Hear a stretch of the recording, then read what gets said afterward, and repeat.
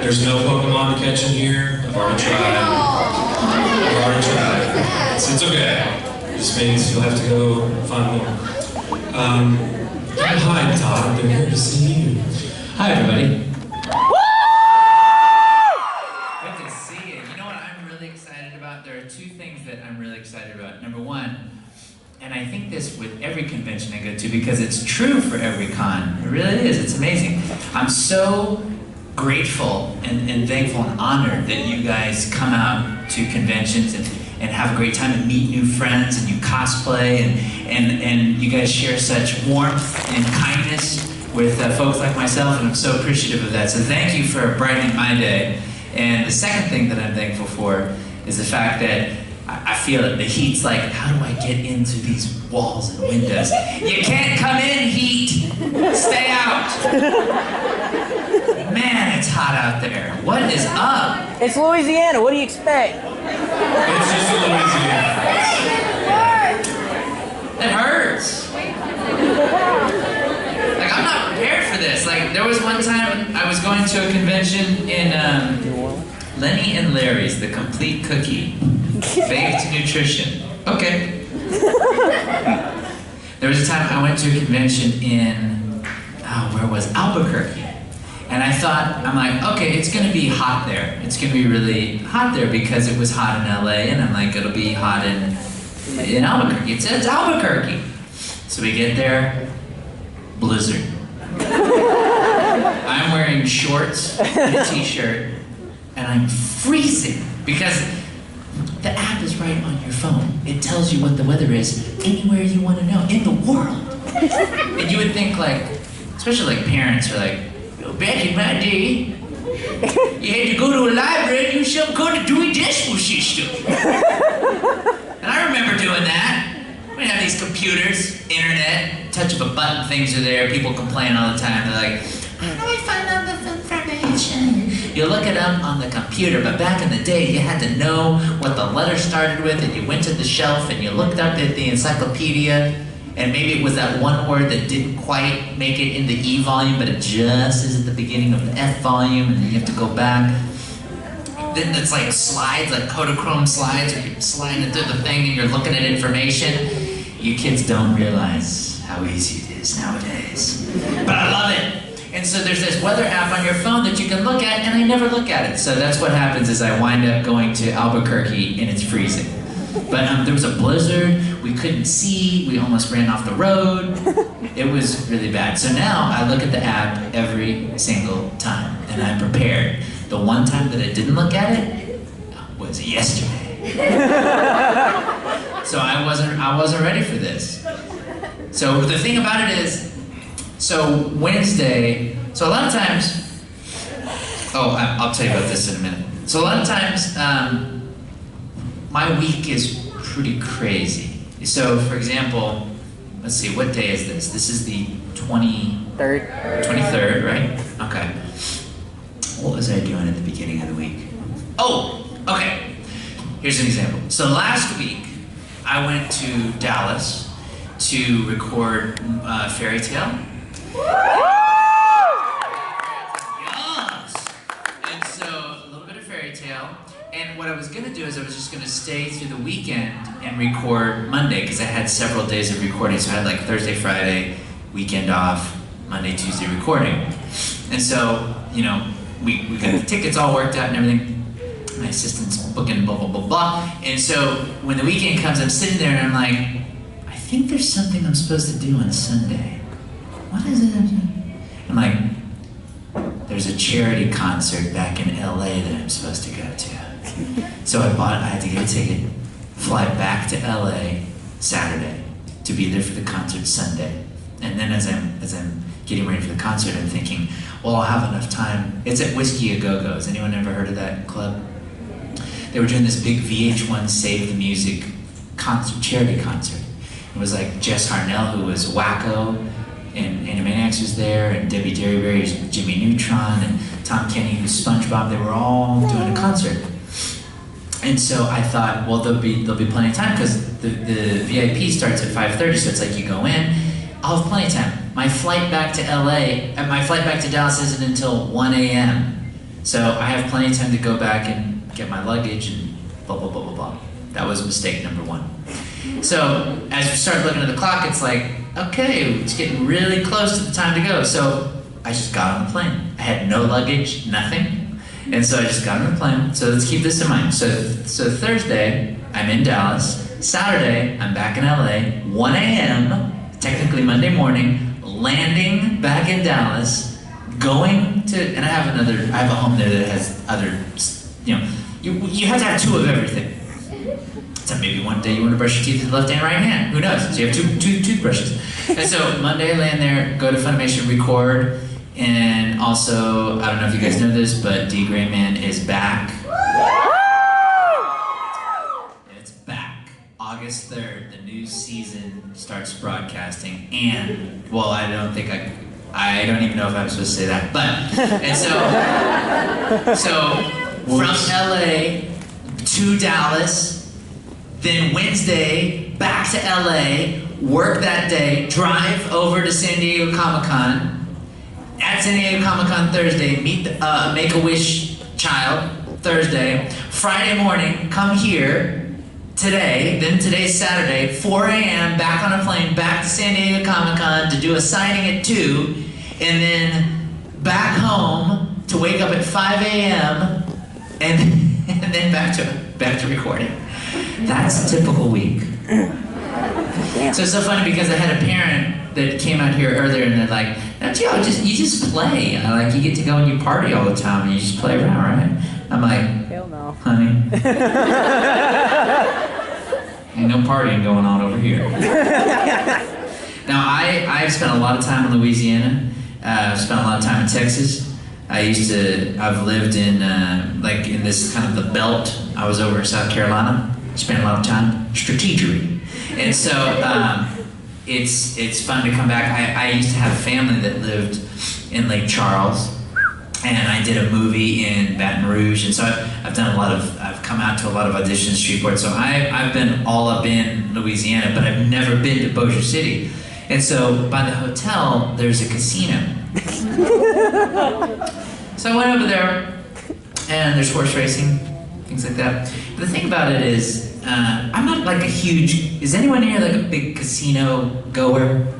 Big casino goer? For me, it's like, I don't know the games well enough. Like, I'm not good at the games. Like, blackjack, I'm all right at, but like, knowing when to split it and doubling down, and I don't know. So, and then roulette, it sounds, on roulette, you just say, I'm gonna put my money on black 10.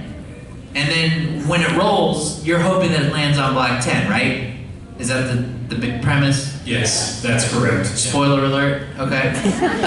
See, I don't understand. If I'm gonna lose money, I'm just gonna go like, buy stuff I don't need. Because at least you get something guaranteed at the end of that. Hell yeah. I've seen people go in there and they're like, today's the big day. I brought $5,000. And then when they leave, they're crying. And I'm like, what's wrong? They're like, I've got $5 left.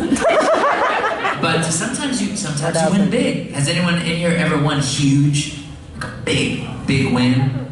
Or even like a little win? My grandpa won $250,000. Your grandpa won $250,000? What game? I don't, poker probably. Poker? He's really good at poker? He was. That's fantastic. $250,000. It's Didn't nothing. share it either. They didn't share it? Didn't share it. Well, did you help him win this? No, I didn't. Well, then what are you thinking? Oh, you're his only granddaughter. Well, maybe like when he goes to the eternal high rise, he'll have something for you. Did he leave? He didn't leave you anything? Did you like him? He wasn't that cool. He left you that story. That's true. He left you a good tale. I'm gonna dive into this like complete nutrition thing because my thing, and I hope you guys are doing this on the convention scene. I always forget to eat. Like it's like 10 o'clock at night, and I'm like, when did I? Oh yeah, I didn't eat, and my stomach's like, yeah, you didn't. I was closing up shop. Baby! Get away from me, kidney. But, so I'm just trying to remember. Take these little bites of this like complete nutrition thing, and we're gonna try it out. It's a healthy cookie, so I don't expect a lot of like. How is that? How is a cookie ever healthy, and what does it taste like? No. Okay. I I can taste the healthy. But it's got vitamin A, vitamin C, calcium, iron, protein. It's not bad. It contains wheat, and it is manufactured in a factory that possesses peanuts, tree nut, soy, and coconut.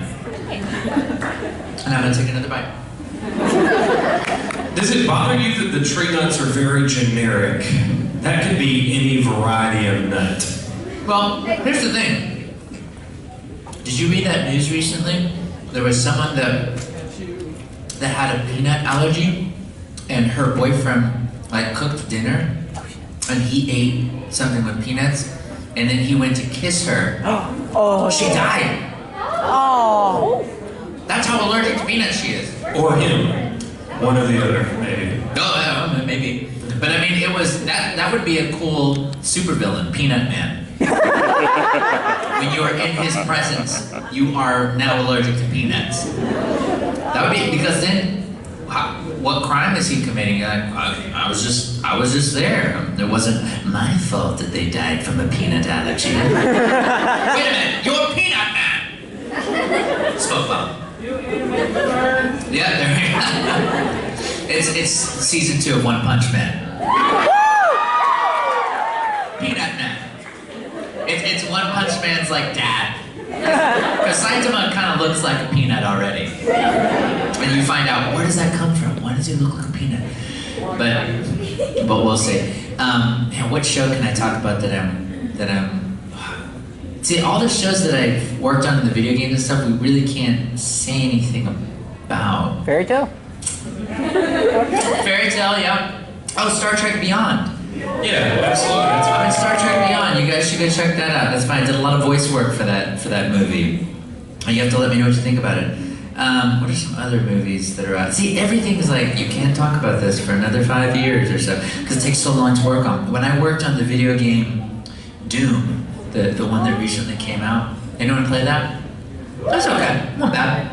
I felt like the single player game was cool. The multiplayer, like, fellas, who fell asleep at the wheel? You know what I'm talking about? Anyone that played Doom? It's kind of like single player. If you guys are familiar with Doom, it's a first-person shooter game. It's kind of a scary game. The single player is like, the graphics are awesome, the creatures are cool, the sound and audio is really cool. Then when you go to multiplayer, it's kind of like, nope. Basically, it's like, no, not yeah, it's kind of like, they ported it from like Atari. Yeah, I was gonna say like, Super Nintendo, but yeah, it's weird. It was not good.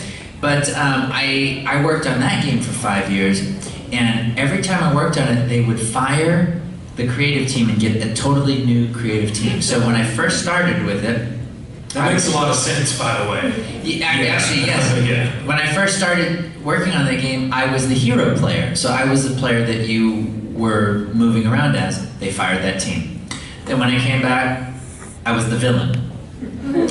They fired that team. Then I came back and I was they had an idea of having a guy in your helmet that is like your Alfred, that's like, okay, you're Jarvis, you need to go here and get this, take this key from here and go blah, blah, blah. Then they fired that team. And so now I don't even think I'm in the game at this point, but I worked on it for years. So, that's great.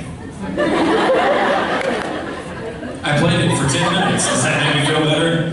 You got paid for whatever that was. That's true. But, that's how it is sometimes in video games. I've had to do that when I've produced things. Sometimes you gotta recast. And it's nothing personal.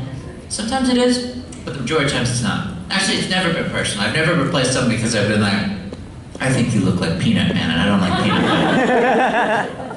I don't know. But, do you guys have any questions? I'd love to answer. Oh, I saw your hand. This is how we're going to work this. I'm going to bring the mic around to you. We're going to try to work backwards so that it makes the most sense. Yeah, you're the driver. I'll do whatever you need. So if you have questions, like I said before, be thinking about them, because once we go this way, we're not going back. I'm just going to miss you because we don't have all of the time. So here we go. What was your favorite character to play in anime?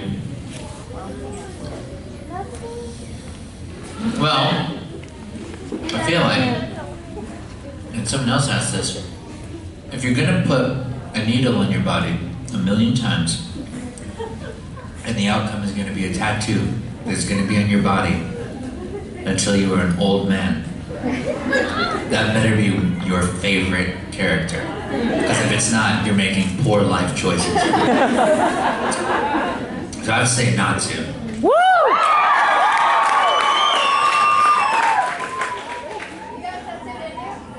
I did get a fairy tale tattoo.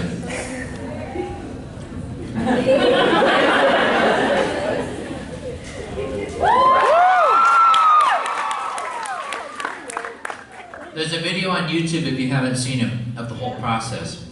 We finished recording the last sentence of the 100th episode. We loaded up, we went downtown, got a tattoo, and the director, he didn't have a tattoo either. This is both our first tattoos. He wasn't gonna get one. And then afterwards he goes, you know what? I'll do it. And he got one on his calf. And it's like, his is green. You didn't see that one in the video, but he got one right after. It's really cool. How did you know you wanted to be a voice actor as a career?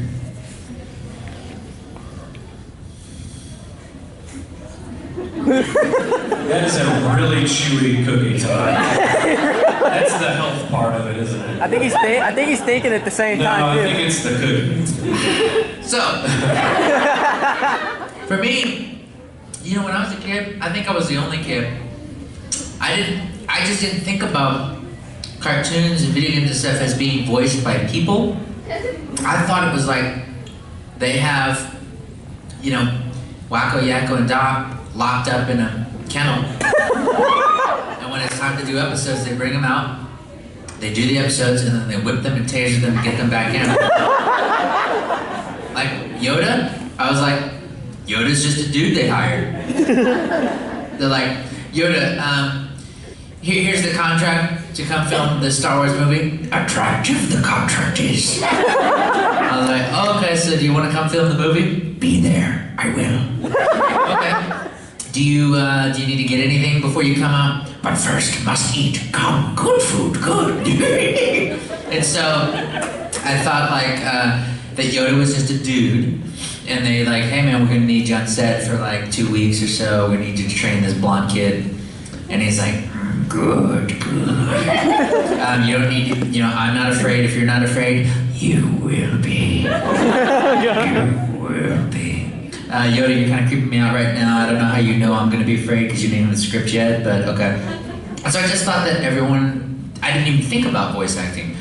And so what I wanted to be is just an actor. And so when I was a kid, I found myself, I was just naturally, when I would play and hang out with myself all the time, I would just do the voices. Just not because anyone told me to, or because anyone, that is weird. Not because anyone told me to, or I saw anyone do it, I would just do them. And I would just do impressions and I would recite entire movies. And as I was going through life and doing film and television and stage and things like that, commercials, voiceover came in and it stayed around, and so I kept doing it. And so it's been really great because when I was a kid, I don't know how many people have ever been made fun of in this room. Anybody? A couple of you, one or two? Wow, I like how this section, no one's ever made fun of the people over in this section. Like, Dad's like, nope, nobody has made fun of me. One time they thought about it.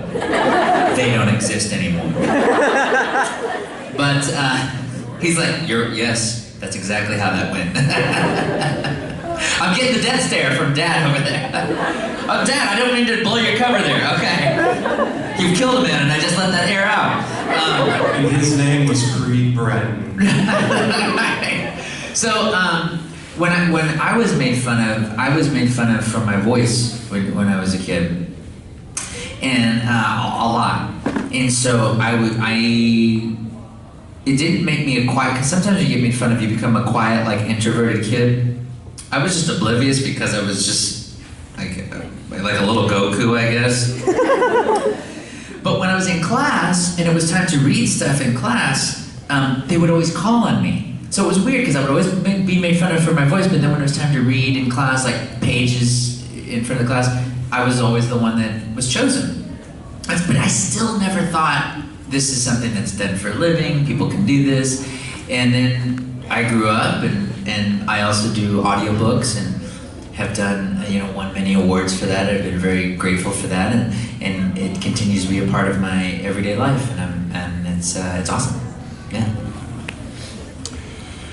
This is going to be in relation to Fairy Tale as well as a project that came before it by the same creator, Hiro Mishima. Back in 2004 or 5, there existed an anime known as Rave Master, which, like One Piece, was received very negatively due to poor localization. And not for... I thought you said porn localization. Sounds like it's pretty popular. Except though, now, I would just say that Pokemon Go has killed that for a while. Unless you were in Cleveland last week. then it was really popular. Now, taking into account the success that you've had with Fairy Tale as well as a crossover, Fairy Tale X Rave, that as far as I know hasn't been localized yet. Do you or anyone at Funimation who has worked on said show foresee the possibility that maybe Rave Master will be redubbed, re-edited, and released more closer to its manga counterpart? With Brave Master, I don't think that's on the docket right now. That doesn't mean it won't be, because, like with D. Gray Man, I had no clue we would ever touch that show again. That was 8 years ago. Damn. In fact, right before we announced it, I made a bet. I said I was so certain that we would never get D. Gray Man again that I said, you know what? If we work on that show again, I'll get my ears pierced. Oh, that's fine. Oh, damn. Well, guess what? We're working on it again. Oh, God. So at some point, I've got to get my ears pierced. There's a piercing tattoo parlor nearby here. Well, yeah, we'll get it done. But, and the minute they announced it, I was like, you've got to be kidding me. What? So, but anything can happen. I mean, who knew? Is it ever weird, like sitting down if you watch some of the shows that you've been in, is it ever weird hearing the characters and your voices and everything? Do you ever like get weirded out like, hey wait, that's me? Some people, when you watch interviews, I don't know if you've seen this, but some people that do voices, they're like, I can't stand to listen to myself. You ever heard that? I can't stand to listen to myself. Liars. Yeah. Every time. Why would, if you can't stand to listen to yourself, why would we want to listen to it? That's what I think. Yeah, I like listening to it because it reminds me of what I was doing. I can usually remember what I was doing when I was recording it and other little fun stories that pop up in my head. And also, I like to look at it and be like, okay, what was my approach there? What can I learn? What can I make better? What was good? What was bad? I think what happens is actors, especially, make self-deprecation an art form. And I'm like, I see a little shades of that. I have that tendency sometimes as well, but at the end of the day, I feel like your biggest cheerleader needs to be you. You know that term, mind your own business? You're minding your business if you believe in yourself and you, because it all starts with you. Everything that you do and every action that you choose and every thought that you make, it starts from you. So if you're starting it from a headquarters that doesn't really have a lot of confidence and you don't really believe in yourself, you're not making the strongest choices, I feel, for life. Because, like, for example, when you go to a store, let's say the store sells food, grocery store, like Brookshire's, right? Woo, yeah! I worked there! Brookshire fan right here? Yeah. When you look at their little advertisement, do they say, our produce is okay? Yeah, our meat selection's alright. No, they go, we have the best produce. Yeah. We've got the best meat. We've got the best this.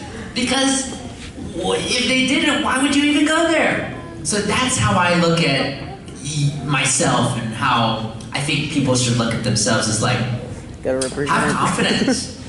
Don't be arrogant. But if you got the, rock it. Because no one's going to believe in you if you don't believe in you. And I see that a lot at conventions. A lot of people have like their self-confidence like takes a back seat to other things. And it's like, you're stuck with you until you go to the eternal high rise. So you might as well get in the front seat and drive with confidence. You know what I mean? Because that's the only way you're going to get, like, people are like, how do I get into voiceover? How do I do this? Well, the only way you're going to be able to do that and achieve your dreams is if you add the ingredient of confidence in it. Because think about it.